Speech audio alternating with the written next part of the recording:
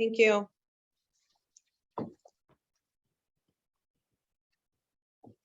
All right, then.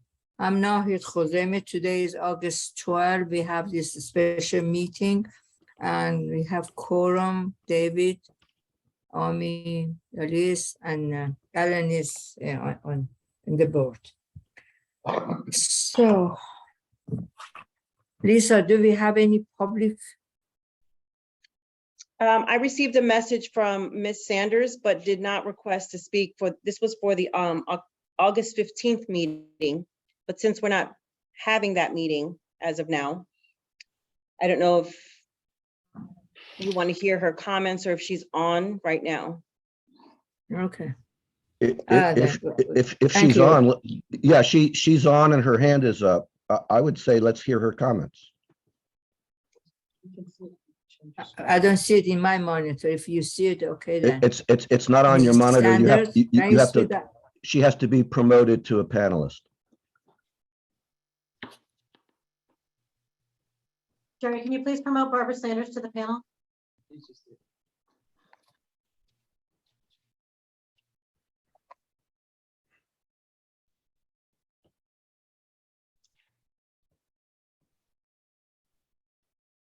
I don't see her yet. Can we go on if whenever she's available, I let her talk? There we go. There she is. Ms. Sanders, do you like to talk? Yes, I would, if you don't mind. Okay, go ahead, please.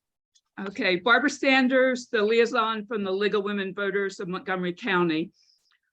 First, we really want to thank you for all that you have done, board members, permanent and temporary staff, election judges, for all your efforts to conduct a successful gubernatorial primary and vote count. We know it's an overwhelming job with the many changes and delays that occurred this year. We also appreciated the opportunity to serve as polling place support program, assisting with an extra set of eyes at the election day precincts. The recap discussion that we had highlighted an issue that has happened in past years, and I am bringing it to you now instead of waiting for the final report to come from polling place support. The use of early voting centers as precinct polling sites often leads to confusion for the general voting public, especially it is possible this year with the return to local polling precincts after the use of high schools and the early voting centers in 2020.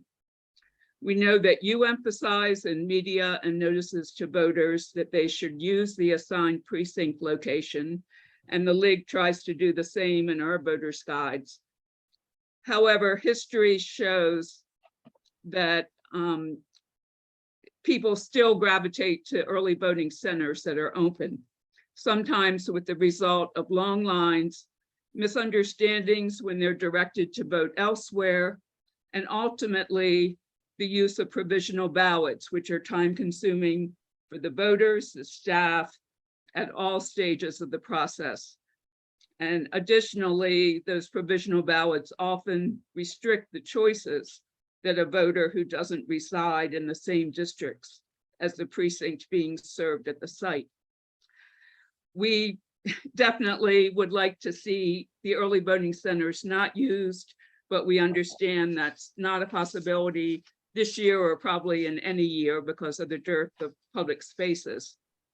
But we do suggest a few things that may help deter long lines or discontented voters as they reach the check-in. If we could create and post a large precinct map outside the building or facing an outside exterior window that shows the residential area being covered, and maybe include other polling places that are nearby if they would be visible on the map. And it should have a warning that if you do not live within this residential area, you'll have to vote a provisional ballot and may have a lack of all the candidates for your assigned districts. It might be possible to use a future vote student or another volunteer to remind people to check the map before they stand in line, and provide a text address for the voters to find their actual precinct location. And maybe during the busiest hours, as has been happened in the past, to have a volunteer available with computer access to look up their sites. We hope using some or all of the suggestions may make the day run more smoothly for both the precinct staffs in these locations, for the voters, and for all of you working to verify and count acceptable provisional ballots. Thanks for all your time and effort on the tabulation, and we understand the timeliness. The time required was the time required. Thank you. Thank you very much. Lisa, any other speaker? No other one has requested. Okay, can I just make a brief comment in response to what Barbara Sanders had to say? Sure. I just want to say thank you for all of those suggestions, and I hope that we can get some data on the number of provisional ballots in those locations.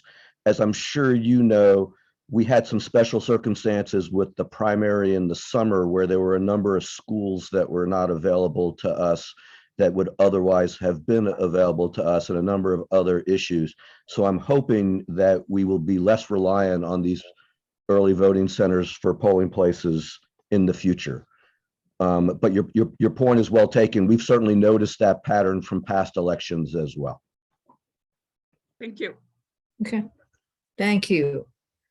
Regarding pre-certification, I will ask Kevin, our counsel, and Allison, our acting director, to speak from. Please, Kevin, go ahead. Okay, well, Pre-certification. thank you. So obviously we were scheduled to certify today at 3:30. Yesterday, while completing the pre-certification audit, it was discovered that there was an issue in terms of reconciling the number of ballots that were actually accepted as provisional ballots and ballots that had actually been scanned. I'll leave that to Allison to explain all the particulars of the audit and what issues were ultimately discovered. The upshot of it is that 102 ballots still need to be canvassed. And so after conferring with all of the board members, the following schedule has been established to complete the canvassing of the provisional ballots and to certify the election tomorrow, because the state board is certifying on Monday. So at 11 o'clock tomorrow, the Board of Canvassers will meet at the Board of Elections to canvass the 102 unopened, sealed provisional ballots that remain to be canvassed. And I emphasize that will occur at the Board of Elections, not for those who have been going to our canvass at Montgomery College in Germantown. It will not be there. It will be actually at the Board of Elections, and please confirm the address on our website. So after that, the ballots will be scanned and tabulated. The certification paperwork will be prepared. And then at 3 o'clock, there will be a virtual meeting. Chairman Kozame may be at the board, but the rest of the board members can participate virtually so that the board can certify the election results, and that will be at 3 o'clock tomorrow. Allison. Yes. Can you hear me all right? Yes. Yes.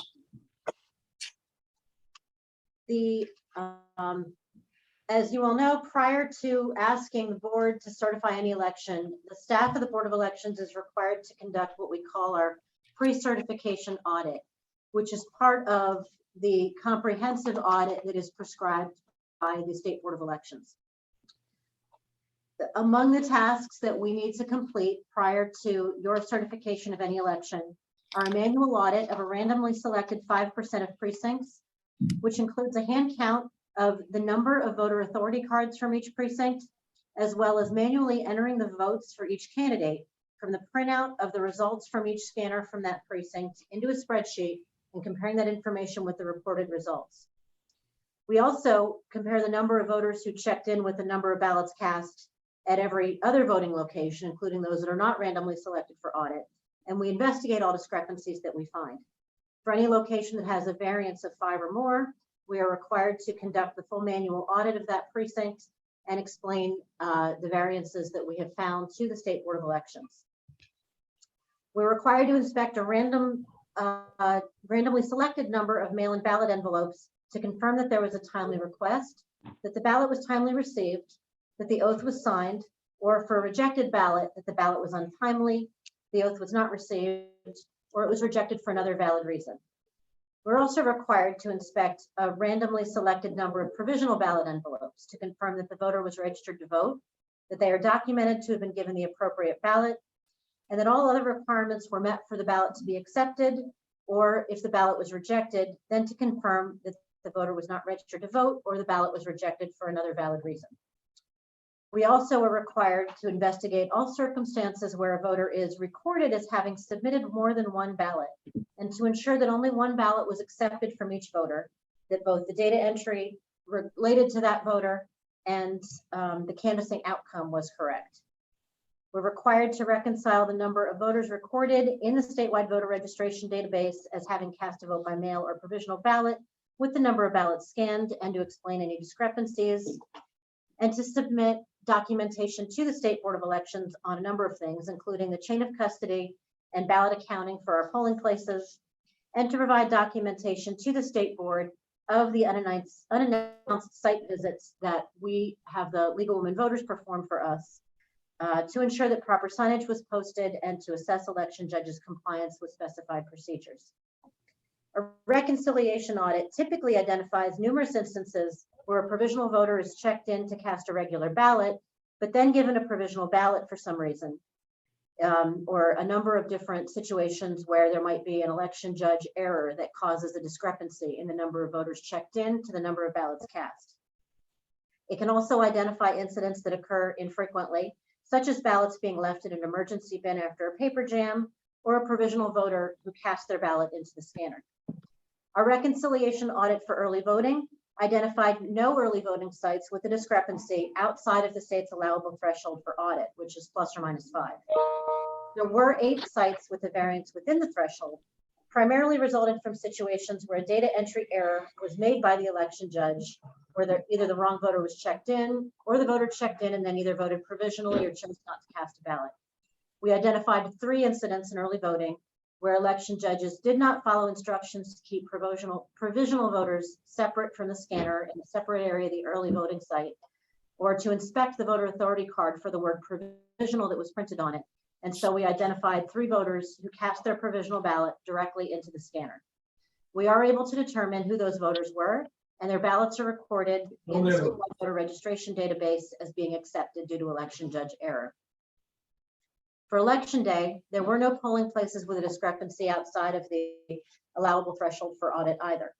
Approximately a third of polling places had a variance within the threshold, again, primarily resulting from situations where a voter was checked in but did not cast a ballot. Did not cast a regular ballot, perhaps they checked in as a regular voter and then cast a provisional ballot. And we tracked those situations. We identified 7 instances on election day where a provisional voter cast their ballot into the scanner. Again, we're able to determine who those voters were, and their provisional ballots are entered into the statewide voter registration database as being accepted due to election judge error. In total, we had 51 voters credit that we removed their regular polling place credit due to evidence that they did not cast a regular ballot. Typically, these were voters who voted a provisional ballot instead. We had 2 situations that occurred at consolidated polling places where there was a discrepancy within the polling place where the incorrect ballot was given to voters at the consolidated polling place. The first was at Springbrook High School, which hosts both precinct 0505 and precinct 0522.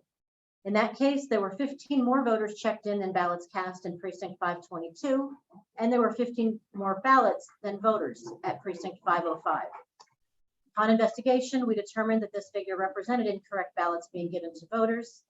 The reason that there are 2 precincts at Springbrook High School is due to a Board of Education district boundary. So this error did not result in any votes being given to incorrect candidates. The same situation happened at Longwood Community Recreation Center, which is a consolidated polling place hosting both precinct 0802 and precinct 816. There were 20 more voters checked in and ballots cast in precinct 802, and there were 19 more ballots cast than voters checked in at precinct 816. Again, we determined that this figure represented incorrect ballots being given to voters. The polling place was temporarily at Longwood Community Recreation Center. When the board considers polling place changes later today, you will be considering a recommendation from the staff to move the voters for precinct 816 to Greenwood Elementary School. Because of the nature of the polling place change, this was consolidated solely because of that circumstance, and there was no difference in the jurisdictional makeup whatsoever between the two precincts. So again, this did not result in any votes being given to any incorrect candidates. For vote by mail, we had a discrepancy of 36 between the number of vote by mail ballots that were accepted by the board and the number of ballots that were tabulated and included in the election results. The reason for this discrepancy of 36 is because there were 8 vote by mail ballots that were tabulated in the provisional canvass rather than in the vote by mail canvass. The remaining number of 28 corresponds to the number of envelopes that did not contain a ballot. All of the voters whose mail-in ballots were randomly selected for verification were determined to have made a timely request, to have returned their ballot timely, to have signed their oath, and to have met all other requirements for a ballot to have been properly canvassed or to have been rejected for a valid reason. For the provisional canvass, we had a difference between the number accepted by the board and the number tabulated and included in the election results of 8. This corresponds to the number of challenged vote by mail ballots that were scanned as part of the provisional canvass. All of the voters whose provisional ballot envelopes were randomly selected for verification were determined to have been properly registered to vote, to have been given the appropriate ballot, and to have been canvassed accurately or to have been rejected for a valid reason. I do have the number that has been requested by board members a few times, which is that we had 82 provisional ballots that were rejected because we had received the vote by mail ballot for that voter. The final component that I want to report to you on of the audit is what we call the clear ballot audit, which is an independent tabulation of all ballot images by a third-party vendor. That vendor is Clear Ballot. On July 28th, I received confirmation from the State Board of Elections that for both early voting and election day, Clear Ballot tabulated the same number of ballots as the voting system, and any differences in the results that they attributed to any candidate were within the state's threshold to verify the accuracy of the voting system. This morning, I received an email confirmation from the State Board that the same is true for the provisional and the vote by mail canvasses. Clear Ballot tabulated the same number of ballots as the voting system, and any differences in the results were within the state's threshold to verify the accuracy of the voting system. Kevin Karpinski previously reported on the additional 102 ballots that we identified in the course of our audit. I want to reiterate, as I noted in the statement that I released last night, that there were 2 different components of our audit that flagged this issue and that had us go looking in the folders that these ballots had been stored in prior to the canvass. And the 2 different components of the audit that worked in this case, that flagged something that required further investigation to ensure the accuracy of the results, were number 1, our reconciliation of the number of ballots with the election results, and number 2, our random selection of a number of provisional ballots to inspect them and ensure that they were properly, that we had the proper disposition of those ballots. One of the ballots that was randomly selected for verification was one of the 102 ballots that we located in the folders that had not been presented to the canvass. That concludes my audit report, and I'm happy to take any questions. Any question? Raise your hand, please, if you have question. No question. Can you hear me? Yes, I think David has a question. David? Yeah, I see. Go ahead, David. Allison, when you mentioned the discrepancy of 36 on vote by mail ballots, I believe. You said 8 of them were tabulated in provisional rather than vote by mail, and then you said there were 28 remaining, and I missed what the story was with the 28. Can you explain that again, please? Envelopes that did not contain a ballot.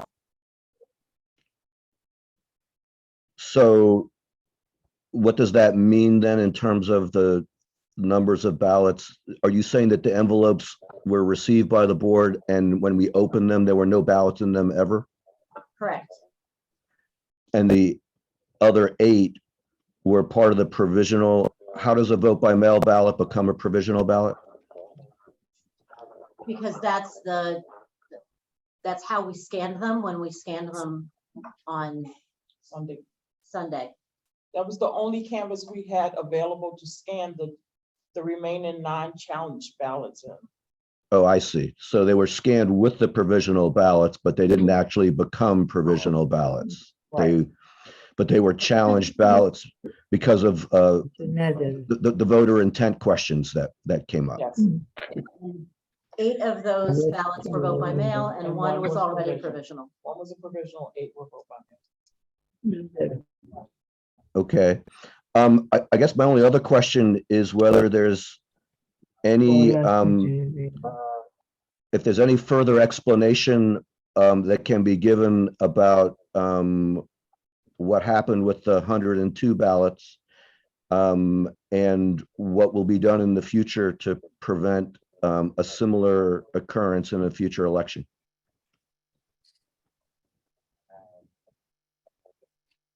Well, yeah, could you shut the door? Distraction.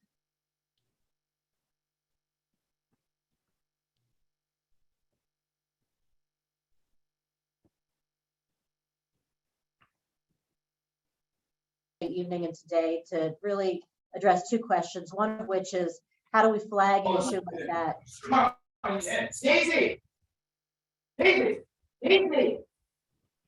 Faster so that we can ensure. Can you hear me? I think So that we can somebody ensure needs to mute. that any issues like this are flagged earlier. And then number 2, of course, is the question of prevention. And quite frankly, we had the first thing that I want to just reiterate, and I want to say it again and again, because I think it is important for anybody who's listening to this conversation to hear, is that we do have this audit process designed the way that it is for a reason, and that it did in fact work. It did in fact lead us to a point where we were able to reconcile our numbers and to make sure that before we had you certify the outcome of the election, that we had double and triple checked this information and found the additional ballots that had not been presented to the canvas. But as far as the question of A, flagging it faster, and B, preventing ballots from not being moved to the correct location, we did have a number of staffing changes. We had a number of vacancies in staffing for this election, including his practices where we used to have one person who handled that team of individuals who were handling that this time. And, all I can say is that it appears to me that we just simply did not conduct a final sweep of those folders to make sure that they had all been emptied.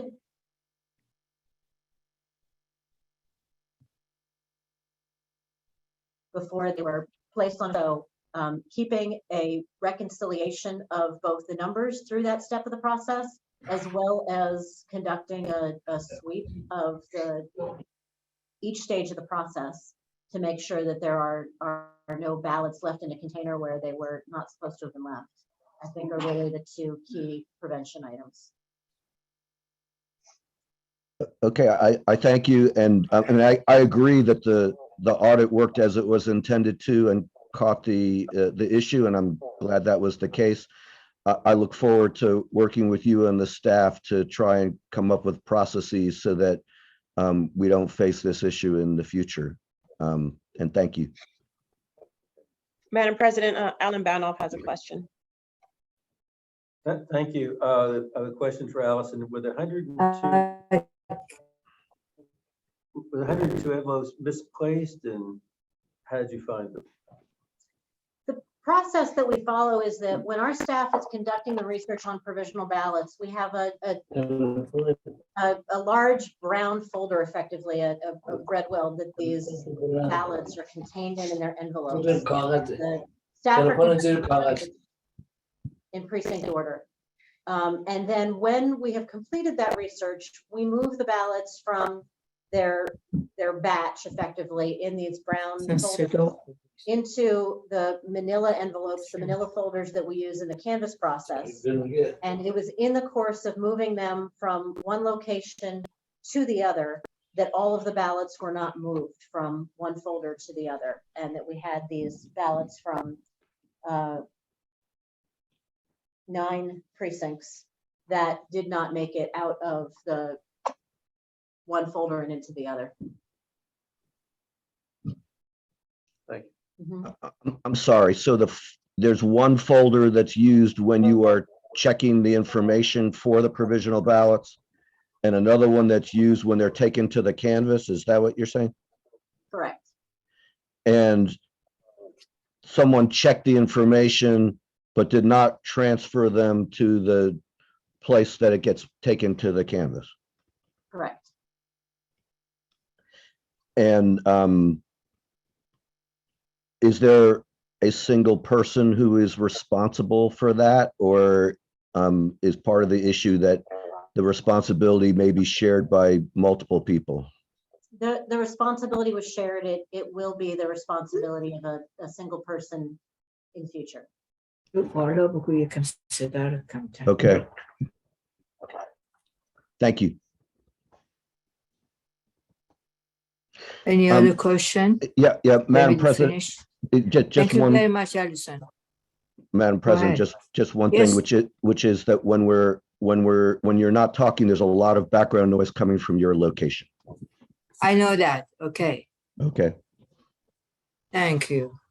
I forgot to mention that Janet, acting deputy director, is there, and also Boris. Boris, raise your hand. Or thank you so much, Guy.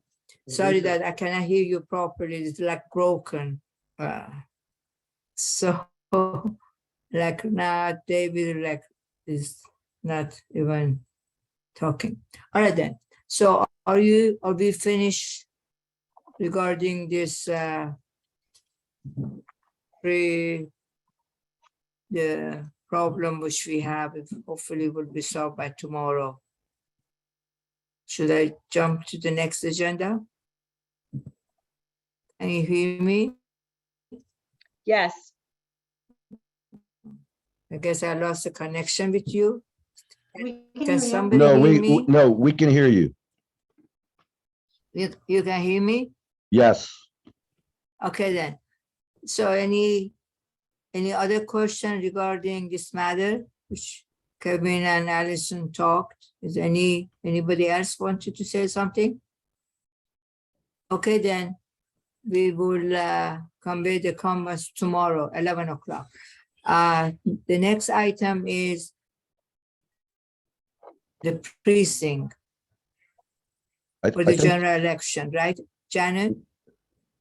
Yes. we have, the next item is the proposed polling places for the 2022 general gubernatorial election.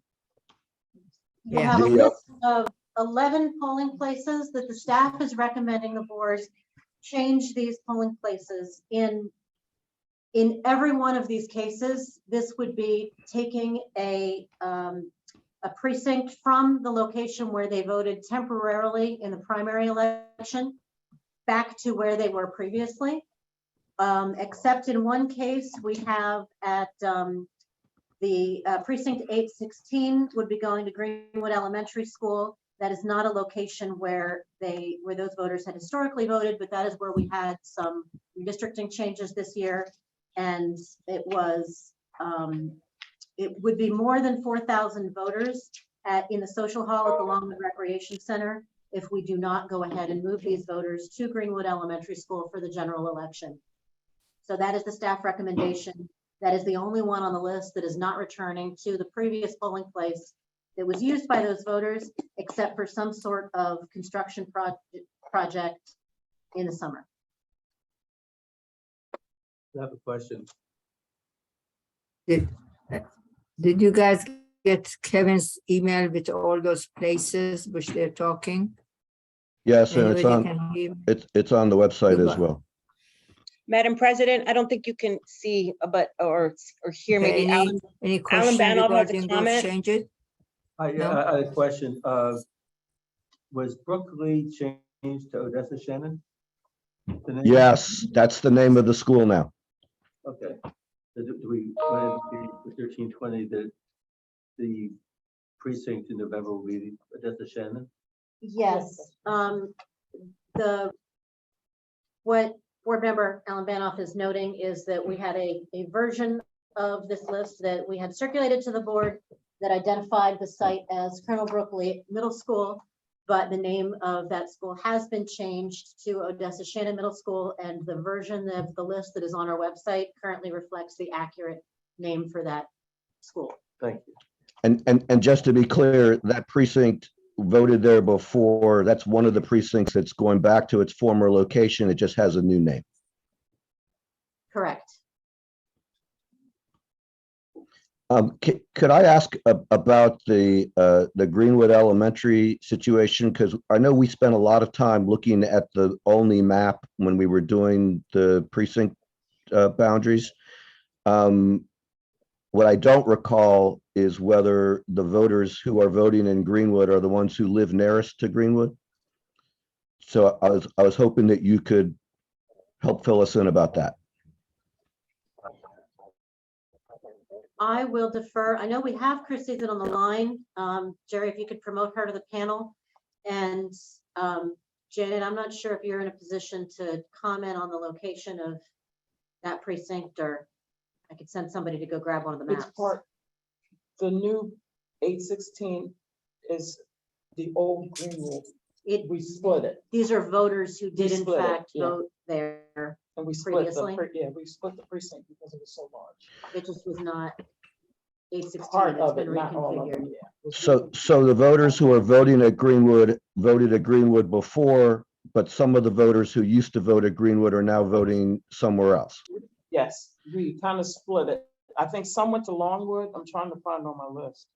Well, Longwood is what we're moving out of according to this No, chart. we also created Longwood. It just became a precinct this election. Oh, I see. So we're moving some of the voters out of Longwood into Greenwood.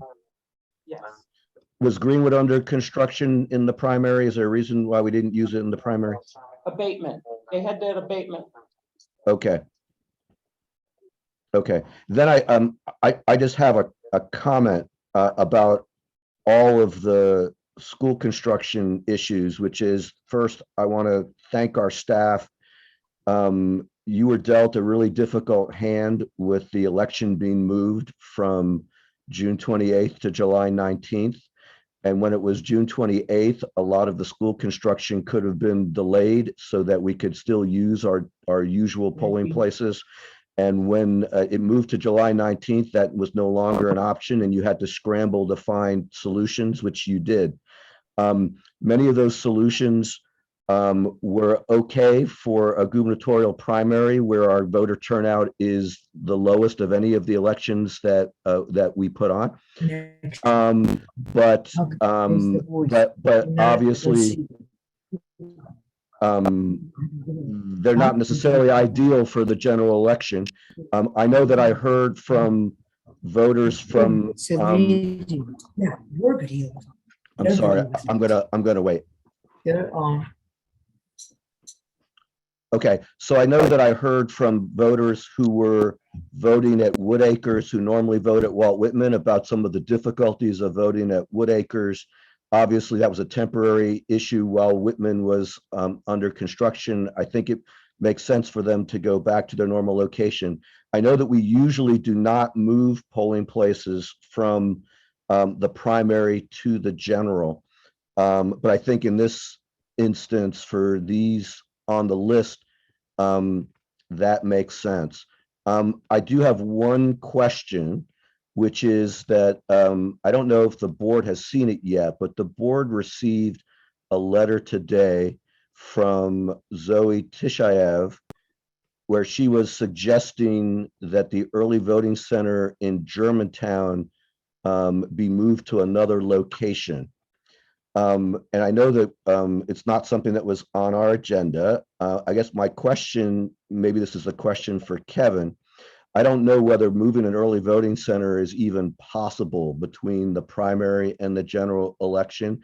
So, but I wanted to find out whether this, we and the staff can consider this question and whether it would have to be for the next election or whether it could be for this one. It's generally, you can't move them between a primary and a general. You can move from where you were in the primary to one of your alternative early voting sites for the general, but usually they're locked in, I forget, 6 or 8 months before the actual primary. Right. Okay, then I would just ask that staff look at her letter and that we consider this question for the future. She makes a number of arguments, and I should say she was at the canvas and was lobbying on this question then, that there are other more convenient locations perhaps in Germantown. And so I hope we'll consider that for the future. Okay. Thank you.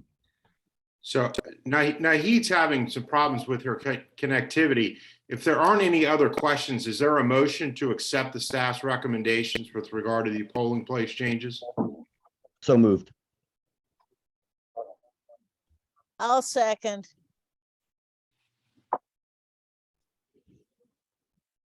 Okay, all those in favor? Aye. Okay, so it passes unanimously. Raise the, Okay. Mhm. Yeah. okay, See my hand? Nahid, thank you. can you hear us now? Yes, Okay, but not too good. Go ahead. Can you hear Okay. me? so Yes. David, can you hear me? Yes. so Okay, is the go ahead. last item to get the board's position on whether the canvass can begin earlier than election day. Let me give the background on this. I was approached by the Assistant Attorney General assigned to the State Board of Elections, who has reached out to the 5 largest jurisdictions to ascertain whether those jurisdictions would support a motion for emergency relief to allow the local boards to begin canvassing ballots as early as October 1. I would like to move that we support that endeavor. I'll second. Did you want to explain, Kevin, what the possible paths there are? Because I understand it would require court intervention. It will require court intervention, and because of the statute, there are a lot of statutes that require that the matter be filed in the Circuit Court for Anne Arundel County, which that may ultimately be the case. But because of it affecting Montgomery County more so than any other jurisdiction, there is some discussion that maybe the petition for emergency relief will get filed in the Circuit Court for Montgomery County. And I don't know whether the administrative judge, Judge Bonifant, would handle that himself, or he will specially assign it to someone else to hear. But I have told Dan Corbin, the Assistant Attorney General, that we would facilitate that. That would perhaps include, and I assume the board has no objection to, the acting election director signing an affidavit explaining the reasons why starting the canvass earlier, particularly in a jurisdiction the size of Montgomery County, would be advantageous to both the candidates and to our voters. Can I sign one too? I think that there's lots of good reason for us to support this. And if, Kevin, if it means that in order to get to Montgomery County Circuit Court, that our board has to file it, I don't know if you need authorization from us to do that. But I would like to provide it for you. I think I will say that in order for this to be as much benefit as possible, voters have to vote as soon as they're ready. and not hang on to their ballots until the end, because otherwise we won't have any ballots to count on, at the beginning of October. But I suspect that a number of voters already know what they want to do for the fall election. And I think this would facilitate our, having the vast majority of our results much faster. I agree. So Kevin, do you need something from us to authorize you to file something, or is it the state that would be filing? How does that work? The state will be filing, but we will provide necessary assistance with submitting affidavits and other supporting documentation. And can the state file in Montgomery County Circuit Court? Would that be an can. appropriate venue for them? It can. The statute under which they're seeking relief does not specify that it has to be filed in Anne Arundel. Election day emergencies that are statewide have to be filed in Anne Arundel, the Circuit Court for Anne Arundel County. But because this does not relate to election day, the state has the authority to pick a different jurisdiction to seek the relief from. And the thought is that, Montgomery County being the largest jurisdiction with the most number of ballots to canvass would be a logical venue to select. I agree completely.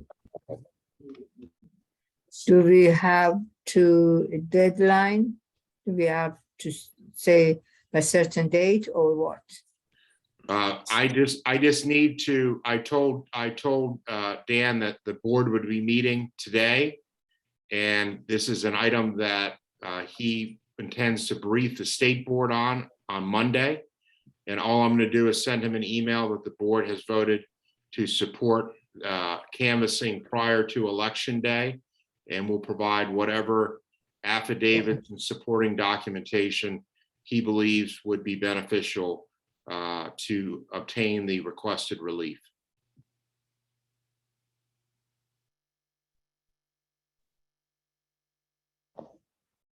So. Do I have a vote? Do I have a motion for I made a motion what that Kevin suggested? I think I made a motion that Ami seconded. You already made a motion? Yes, I think Okay, then. Any more discussion besides what David said? No? Those in favor, raise your hand, please.